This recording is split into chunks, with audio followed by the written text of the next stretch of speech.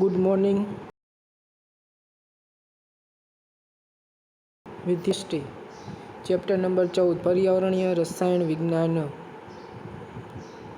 પર્યાવરણીય રસાયણ વિજ્ઞાનમાં આપણે છોડ આવરણમાં કેવી રીતનું પ્રદૂષણ ફેલાય છે તેના માટેનો અભ્યાસ કરી રહ્યા છીએ.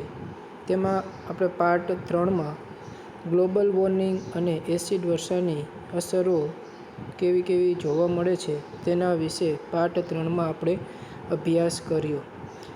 આજે આપણે છોડ આવરણમાં રજકણ પ્રદૂષકો દ્વારા કેવી રીતે પ્રદૂષણ ફેલાય છે તેના માટેનો અભ્યાસ કરવાનો છે. તો રજકણ પ્રદૂષકો હવામાં સૂક્ષ્મ ઘનકણ અથવા પ્રવાહીના સૂક્ષ્મ બિંદુ સ્વરૂપે હોય છે. રજકણ પ્રદૂષકો હવામાં સૂક્ષ્મ ઘનકણ એટલે કે નાના કણમાં અથવા પ્રવાહીના સૂક્ષ્મ બિંદુમાં હોય છે. વાહનોમાંથી ઉત્સર્જિત થતા પદાર્થો, આગમાંથી નીકળતો ધુમાડો, ધૂળ અને ઉદ્યોગોમાંથી નીકળતી રાખ આ પ્રકારના પ્રદૂષકો હાજર હોય છે. તો કે રજકણ પ્રદૂષકો કેમાં હાજર હોય? તો કે વાહનોમાંથી નીકળતો ધુમાડો છે, ધૂળ છે, ઉદ્યોગોમાંથી નીકળતી રાખ છે. આ બધામાં આવા પ્રકારના પ્રદૂષકો જોવા મળે છે. વાતાવરણમાં બે પ્રકારના રજકણો જીવ સહિત અને જીવ રહિત હોય છે.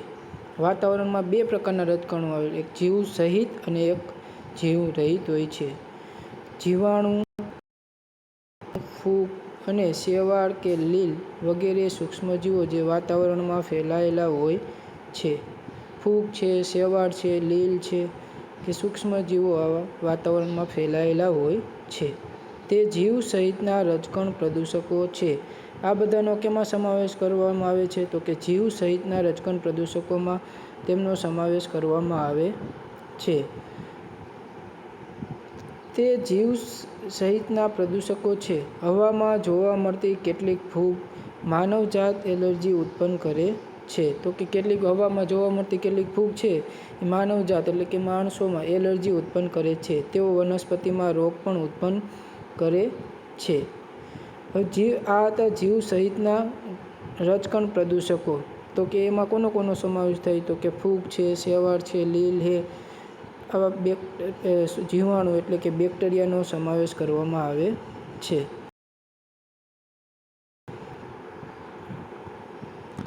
હવે જીવ રહિત રજકણોનું તેમની લાક્ષણિકતા અને કદના આધારે નીચે દર્શાવ્યા મુજબ વર્ગીકરણ કરવામાં આવે છે.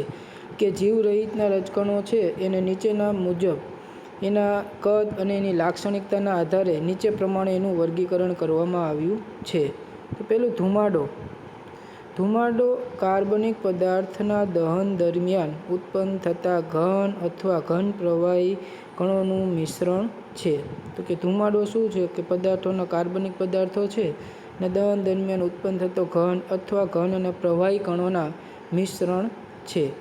દાખલા તરીકે બીડી છે, સિગારેટનો ધુમાડો છે, અશ્મિગત બળતણ, સૂકા પાંદડા, કચરો બાળવાથી ઉત્પન્ન થતો ધુમાડો આ બધાને કેમાં સમાવેશ કરવામાં આવે? તો કે ધુમાડામાં સમાવેશ કરવામાં આવે છે. આ તેના એક્ઝામ્પલ છે.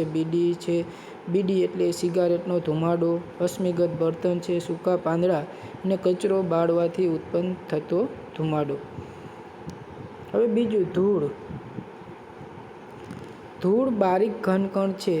તેમનો વ્યાસ 1 માઇક્રોમીટરથી વધુ છે.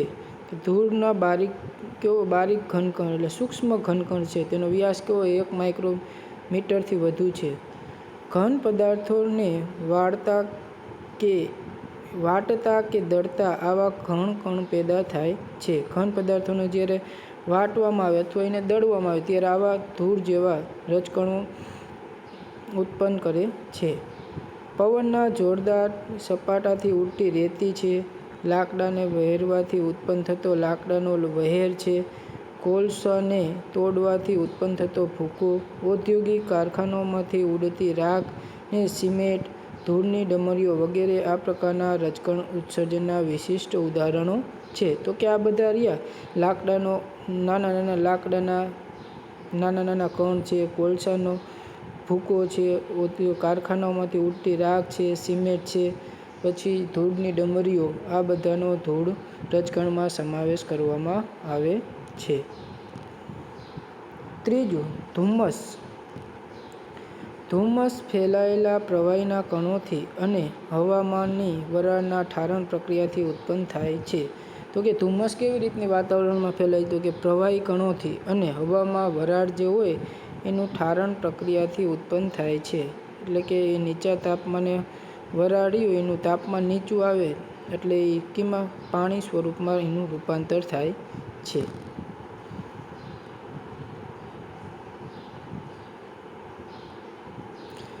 દાખલા તરીકે સલ્ફ્યુરિક એસિડ ધુમ્મસ એ નીંદણનાશક, સલ્ફ્યુરિક એસિડ ધુમ્મસ અને નીંદણનાશક, જંતુનાશક જેમને પોતાના લક્ષ્યને ગુમાવ્યો છે તેઓ હવામાં ફેલાઈને ધુમ્મસ બનાવે છે. આપણે જંતુનાશક દવાનો ઉપયોગ કરતા હોય જમીનમાં, પછી નીંદણનાશકનો ઉપયોગ કરી કે સલ્ફ્યુરિક એસિડની ધુમ્મસ છે, આ બધા હવામાં ફેલાઈને ધુમ્મસ બનાવે છે.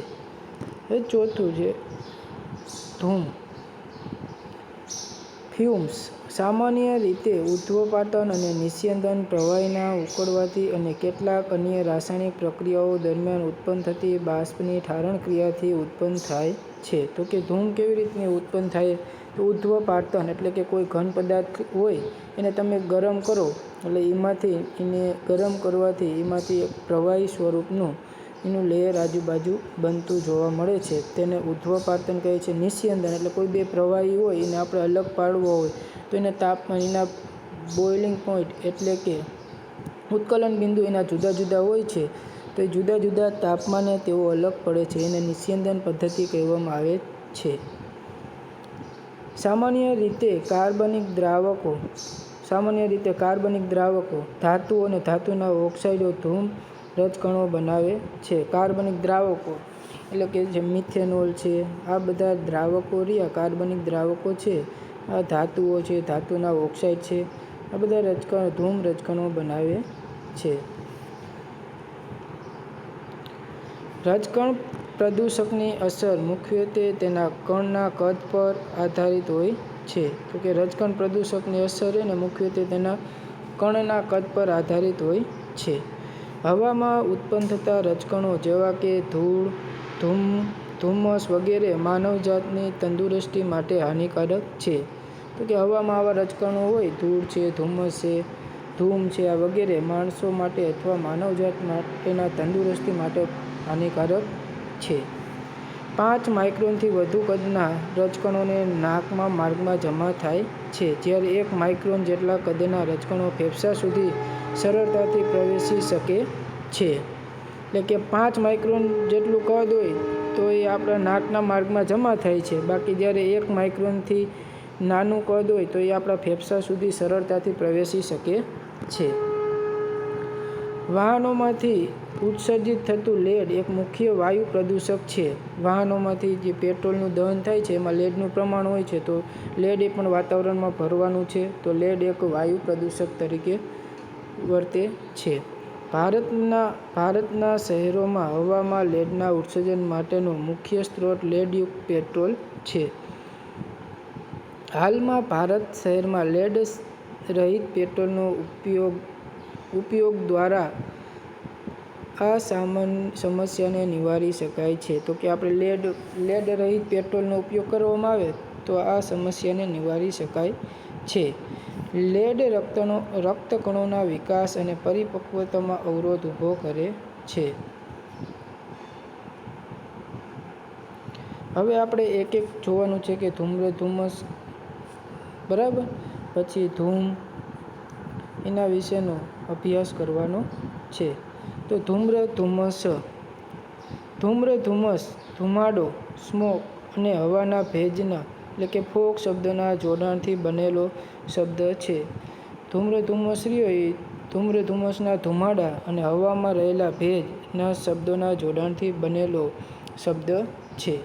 વિશ્વના ઘણા શહેરોમાં સામાન્ય રીતે હવાના પ્રદૂષણ તરીકે ધુમ્મસ જોવા મળે છે. તો ધુમ્મસ 2 પ્રકારની જોવા મળે છે. એક છે પારંપરિક ધુમ્રધુમ્મસ અને બીજી છે પ્રકાશીય રાસાયણિક ધુમ્રધુમ્મસ. તો એમાં આપણે પહેલાં પારંપરિક ધુમ્રધુમ્મસ વિશે જોઈએ. પારંપરિક ધુમ્રધુમ્મસ ઠંડા ભેજવાળા વાતાવરણમાં ઉત્પન્ન થાય છે. તે ધુમાડા, હવાના ભેજ અને સલ્ફર ડાયોક્સાઇડનું મિશ્રણ છે. આ તમારે યાદ રાખવાનું છે કે પારંપરિક ધુમ્રધુમ્મસ કેવી રીતનું ઉત્પન્ન થાય છે. તે ધુમાડા, હવાના ભેજ અને સલ્ફર ડાયોક્સાઇડનું મિશ્રણ છે. પારંપરિક ધુમ્રધુમ્મસ છે તે કોનું મિશ્રણ છે? તો કે તે ધુમાડો છે, હવામાં રહેલો ભેજ છે, સલ્ફર ડાયોક્સાઇડનું મિશ્રણ છે. તે રાસાયણિક રીતે રિડક્શન કરતા મિશ્રણ હોવાથી તેને રિડક્શન કરતા ધુમ્રધુમ્મસ કહે છે. આ પણ તમારે યાદ રાખવાનું છે કે પારંપરિક ધુમ્રધુમ્મસ એ રિડક્શન કરતા ધુમ્રધુમ્મસ કહે છે, કારણ કે તે રાસાયણિક રિડક્શન કરતા મિશ્રણથી બનેલું હોવાથી તેને રિડક્શન કરતા ધુમ્રધુમ્મસ પણ કહે છે. બીજું છે પ્રકાશીય રાસાયણિક ધુમ્રધુમ્મસ.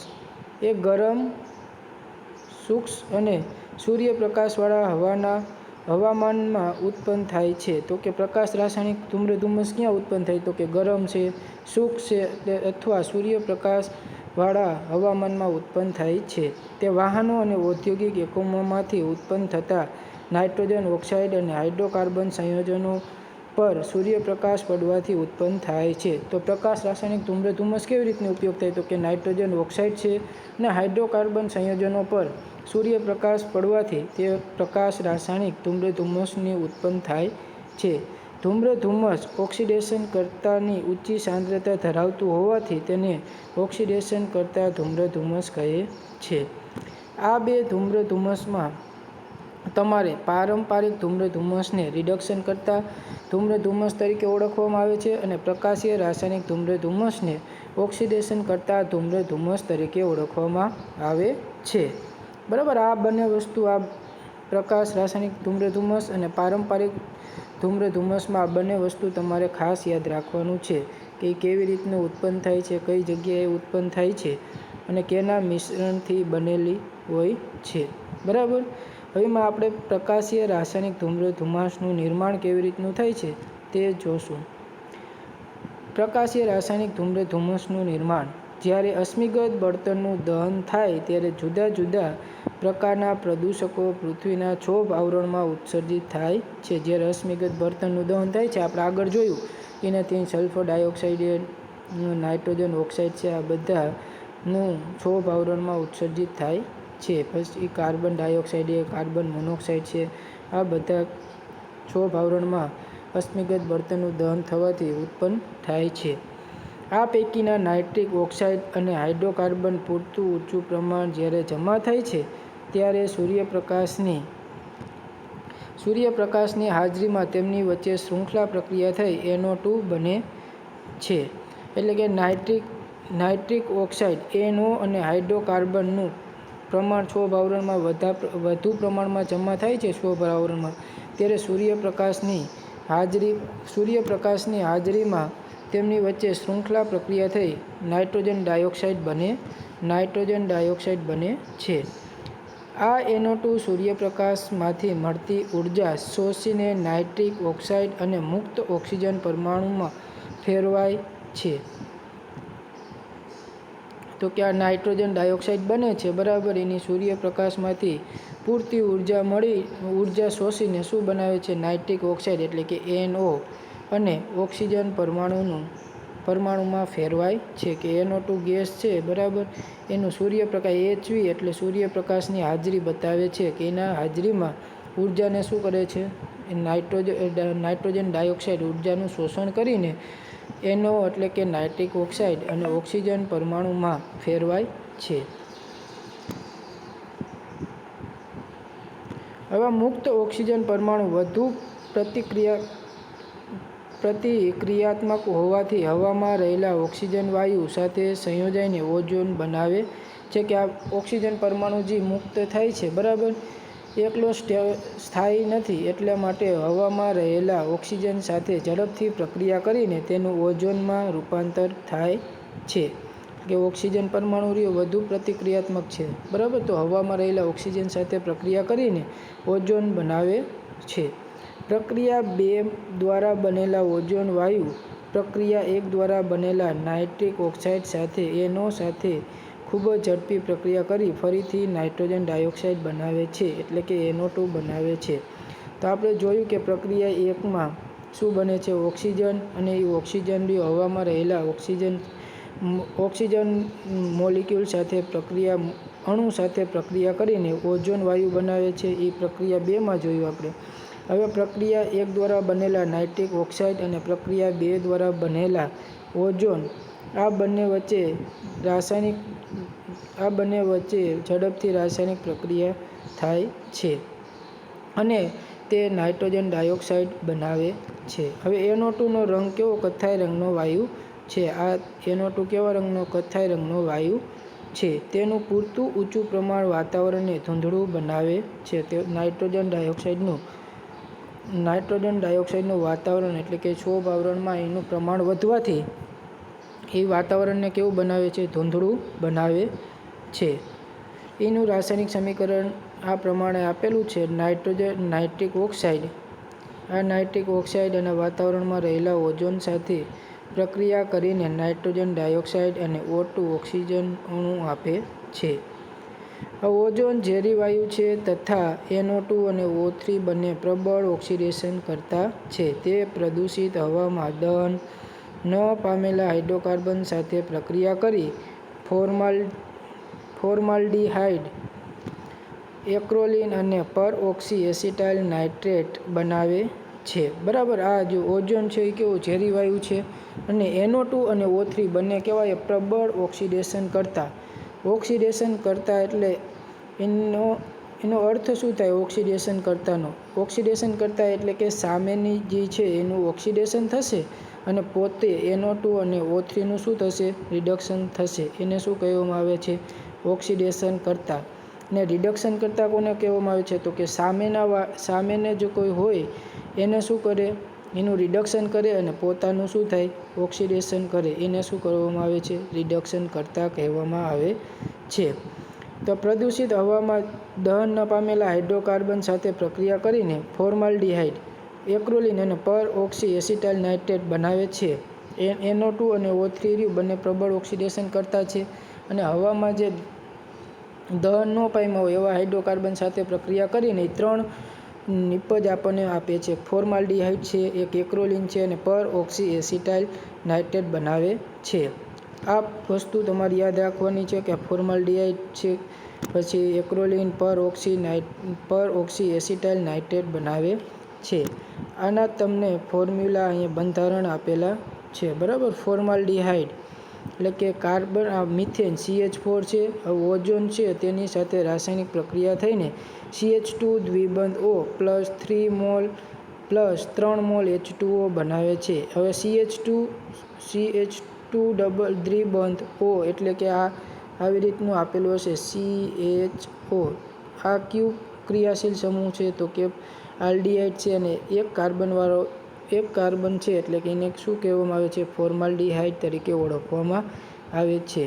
પછી છે આ એક્રોલીન એટલે કે આ એક્રોલીનનું બંધારણ છે. આ પરઓક્સી એસિટાઇલ નાઇટ્રેટનું બંધારણ છે. બરાબર. આ 3 બંધારણ તમારે ખાસ યાદ રાખવાના છે કે ફોર્માલ્ડિહાઇડ તો તમે બધા જાણો છો ફોર્માલ્ડિહાઇડ કોને કહેવામાં આવે છે. બરાબર. એનું બંધારણ શું હોય? પણ આ એક એક્રોલીન અને પરઓક્સી એસિટાઇલ નાઇટ્રેટ એટલે કે એને પાન તરીકે ઓળખવામાં આવે છે. આ પાનનું પૂરું નામ યાદ રાખવાનું છે તમારે કે પરઓક્સી એસિટાઇલ નાઇટ્રેટ એનું પાનનું પૂરું નામ છે. બરાબર. હવે આપણે પ્રકાશીય રાસાયણિક ધૂમ્રધુમ્મસની અસરો વાતાવરણમાં કેવી જોવા મળે છે તે જોવાનું છે. કે પ્રકાશીય રાસાયણિક ધૂમ્રધુમ્મસના સામાન્ય ઘટકો ઓઝોન, નાઇટ્રિક ઓક્સાઇડ, એક્રોલીન, ફોર્માલ્ડિહાઇડ અને પરઓક્સી એસિટાઇલ નાઇટ્રેટ છે. તો કે પ્રકાશીય રાસાયણિક ધૂમ્રધુમ્મસના સામાન્ય ઘટકો કયા? તો કે ઓઝોન છે, નાઇટ્રિક ઓક્સાઇડ છે, એક્રોલીન છે, ફોર્માલ્ડિહાઇડ અને પરઓક્સી એસિટાઇલ નાઇટ્રેટ એટલે કે પાન છે. પ્રકાશ રાસાયણિક ધૂમ્રધુમ્મસની આરોગ્ય પર ગંભીર અસરો થાય છે. કે પ્રકાશીય રાસાયણિક ધૂમ્રધુમ્મસ ની આરોગ્ય પર ગંભીર અસરો જોવા મળે છે. ઓઝોન અને પાન આંખમાં તીવ્ર બળતરા પેદા કરે છે. ઓઝોન અને પાન આંખમાં શું કરે? તીવ્ર બળતરા પેદા કરે છે. ઓઝોન અને નાઇટ્રિક ઓક્સાઇડ નાક અને ગળામાં બળતરા પેદા કરે છે. તેમની ઊંચી સાંદ્રતાથી માથું દુખવું, છાતીમાં દુખાવો થવો, ગળું શુષ્ક થવું, કફ થવો અને શ્વાસ લેવામાં તકલીફ પડવી વગેરે આરોગ્ય સંબંધિત તકલીફો ઊભી થાય છે. આ બધી એક્રોલિન છે, પાન છે, ઓઝોન છે, બરાબર. એ કેવી રીતના આપણે માનવજાતને નુકસાન પહોંચાડે છે અને કેવી કેવી અસરો આપણને જોવા મળે છે તેના વિશે આપેલું છે. ધૂમ્રધુમ્મસ રબરને તોડે છે અને વનસ્પતિ સૃષ્ટિને નુકસાન ધૂમ્રધુમ્મસ રબરને તોડે છે અને વનસ્પતિ સૃષ્ટિને નુકસાન પહોંચાડે છે. તેનાથી ધાતુઓ, પથ્થરો, બાંધકામ માટેની સામગ્રી, રબર અને રંગેલી સપાટીઓનું અપરક્ષણ પણ થાય છે. તો કે એનું અપરક્ષણ એટલે એનું રક્ષણ થતું નથી, એનાથી નુકસાન પહોંચે છે, બરાબર.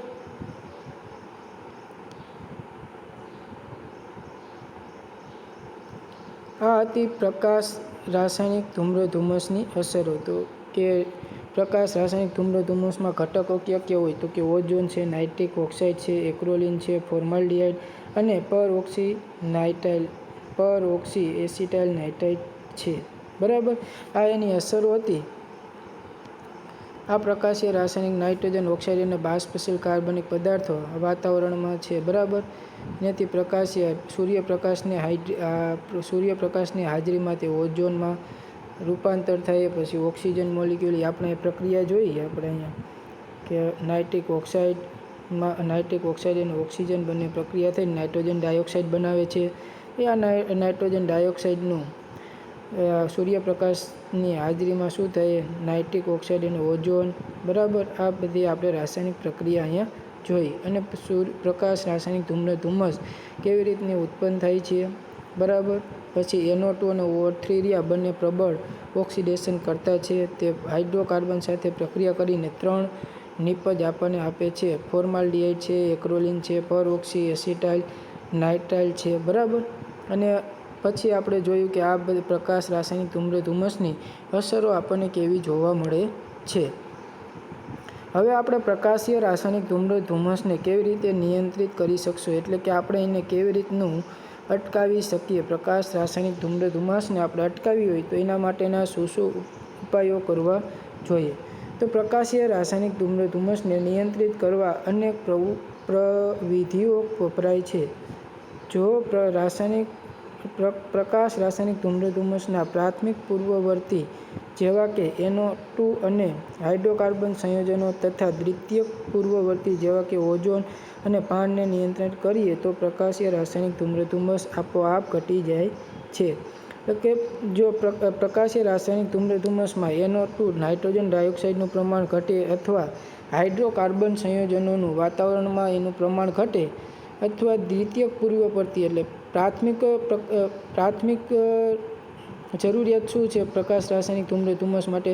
તો કે આ નાઇટ્રોજન ડાયોક્સાઇડ અને હાઇડ્રોકાર્બન સંયોજનો, બરાબર.